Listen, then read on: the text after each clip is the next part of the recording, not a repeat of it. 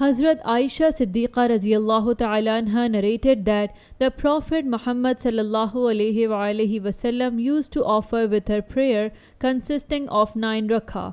He would then sit and pray 2 rakah. When he became weaker, he would perform with her prayer with 7 rakah and then sit and pray 2 rakah.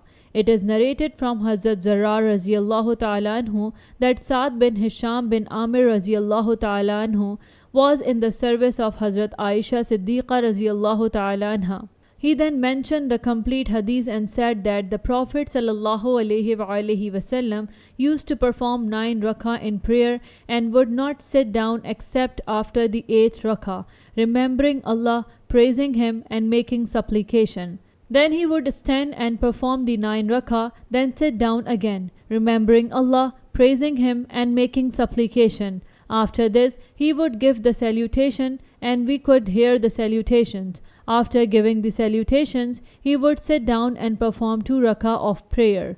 Musnad Ahmad, Hadith number 24225.